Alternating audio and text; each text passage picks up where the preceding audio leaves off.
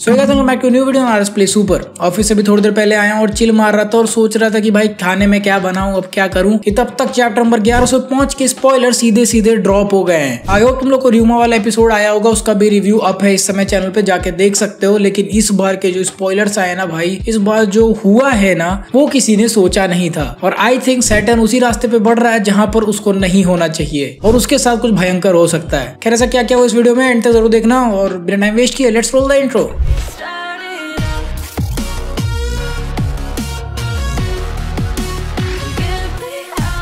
पिछले चैप्टर में तुम लोग पूछ रहे थे कि भाई लूफी कहाँ है, लूफी कहाँ है, लूफी भाग गया, तुमने मिस कर दिया क्या? तो भाई ऐसा कुछ भी नहीं है। इस चैप्टर का टाइटल था पीक ऑफ स्टूपिडिटी। पता नहीं ये कंफर्म हुआ है या नहीं अभी तक, बट टाइटल बहुत ही एब्सर्ड लग रहा है। अगर स्टूपिडिटी की बात हो रही है तो मतलब किसी ने चूतियापा किया है। And I am just wondering कि किसने चूतियापा किया है। इज इट द गवर्नमेंट या फिर स्ट्रॉ हेड पायरेट्स या फिर किजारू ने ऐसा कुछ कर दिया जो कि शायद इन लोग को नहीं करना चाहिए था। खैर पिछले चैप्टर में तुम लोग पूछ रहे थे कि भाई लूफी कहाँ है, लूफी कहाँ है, तुमने लूफी के बारे में बात ही नहीं किया, वो तो मिस्टीरियसली वहां से गायब हो गया। तो भाई ऐसा कुछ भी नहीं है, ऐसे ही कहीं से वो गायब हो जाता है, चुपचाप सरकते हुए धीरे से खाना लेने गया है। क्योंकि पिछली बार सब लोग हिल पा रहे थे तो इस बार लूफी भी हिल पा रहा था, ऑब्वियस सी बात है। तो मुझे भी लगा था या तो वो किधर सरक गया होगा या तो उसे भी किसी साइड में कैरेक्टर ने उसे हटा लिया होगा इधर उधर। किजारू खैर यहाँ पर यही करता है जो यूजुअली करता रहता है हर समय, जाके दूसरों को परेशान करना। तो इस बार जाके उसने वो वैक्यूम ट्यूब को डिस्ट्रॉय कर दिया जिससे वेगापंक यहाँ से भागने की कोशिश कर रहा था और बोनी को लेके जाने की कोशिश कर रहा था। आई थिंक वो वाला रॉकेट ट्यूब उन्होंने डिस्ट्रॉय कर दिया है। उसके बाद हमें कुछ सीन्स दिखते हैं जो कि हमें आइलैंड के अलग अलग पार्ट्स के बारे में बता रहे होते हैं। बेसिकली वही नॉर्मल ओवरव्यू वाले सीन की यहाँ क्या हो रहा है, यहाँ क्या हो रहा है। एंड फिर चैप्टर के एंड में एक बहुत ही इंटरेस्टिंग चीज होती है कि एक मरीन की शिप जो कि बस्टर कॉल में इन्वॉल्व थी वो पूरी तरह से डिस्ट्रॉय हो जाती है। फिर उसका चैप्टर के एंड में एक शिप होती है जो कि इस समय एगहेड आइलैंड से दूर जा रही होती है। इस पे सारे के सारे रिसर्च स्टाफ बैठे होते हैं ताकि वो बस्टर कॉल से पहले वहां से निकल पाए। उस शिप को डिस्ट्रॉय करने एक और मरीन शिप जा रही थी कि तभी उसे कोई और शिप डिस्ट्रॉय कर दी। मतलब मरीन्स के ही शिप को जो कि एगहेड के साइंटिस्ट लोग को मतलब मारने जा रही थी, उस शिप को कोई और डिस्ट्रॉय कर देता है। एंड ये पार्टी इस समय अननोन है। और उसके बाद किजारू भैया को फोन लगाने की बात होती है कि कॉल करो, बताओ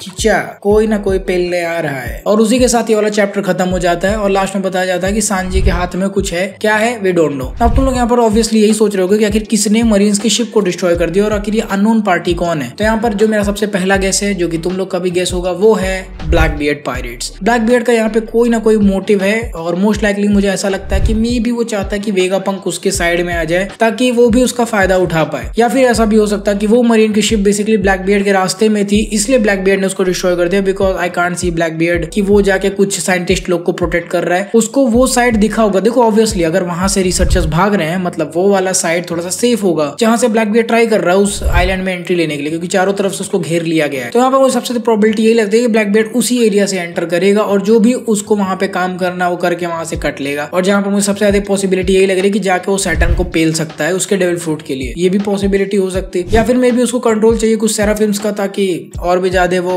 स्ट्रॉन्ग हो जाए। लेकिन ऑलरेडी उसके पास बहुत सारे स्ट्रॉन्ग क्रूमेट्स हैं, तो उसकी जो सबसे बड़ी प्रायोरिटी मुझे लगती है वो है उसको डेविल फ्रूट चाहिए या फिर उसको कुछ साइंटिस्ट लोग की हेल्प चाहिए। एंड जहां तक मेरे को लगता है इस शिप पे ब्लैक बियर्ड नहीं होगा, उसके अदर क्रूमेट्स हो सकते हैं। खैर इसके अलावा अदर पॉसिबिलिटी ये भी हो सकती है कि ये ड्रैगन की भी शिप हो सकती है, कि हो सकता हो ड्रैगन हेल्प करने आया हो यहाँ पर। But let's say it is not that possible. इतना आसान नहीं है कि ड्रैगन यहाँ पर किसी गवर्नमेंट आइलैंड पे आ जाएगा और सामने हेड टू हेड गवर्नमेंट को फेस करेगा। But I do want to see him come here literally. अगर ब्लैक बियर्ड की जगह ड्रैगन हुआ तो और ज्यादा मजा आने वाला है सच में। खैर तुम लोग सोच रहे हो कि सांजी के हाथ में क्या है, तो उसके हाथ में ज्यादा कुछ नहीं है जहां तक मेरे को लगता है। अभी हमने एनिमे में देखा उसके पास वो ग्लव्स आ गए होंगे या फिर मे बी किक करने वाले वो आ गए होंगे जिससे वो किक करने वाले जिससे वो क्यों नो लाइट को टच कर सकता है। उसने बताया था अभी एपिसोड 1 में एगहेड आइलैंड पे। तो हो सकता है वही वाले बूट्स आ गए हों या फिर मे बी ग्लव्स आ गए हों जिस ताकि वो किजारू से फाइट कर पाए। क्योंकि आई कैन इमेजिन ये सांजी यहाँ पर किजारू से हेड ऑन फाइट कर सकता है। स्टार्टिंग में तो यार बहुत अजीब सा आर्क लग रहा था बट अभी ये और ज्यादा इंटरेस्टिंग होता जा रहा है भाई। मेरे को समझ में मैं यहाँ इमेजिन भी नहीं कर पा रहा हूँ कि आखिर ऐसा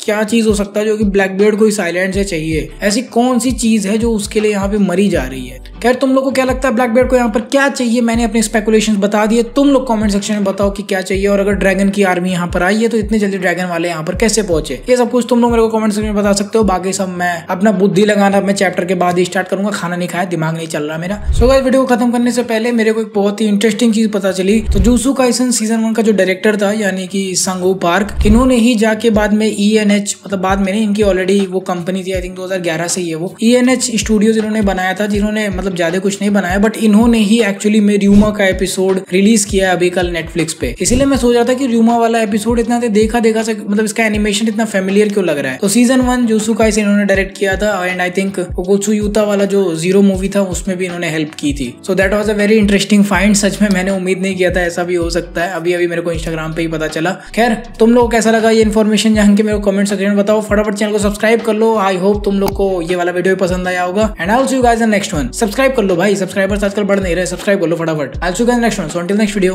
प्ले ऑन।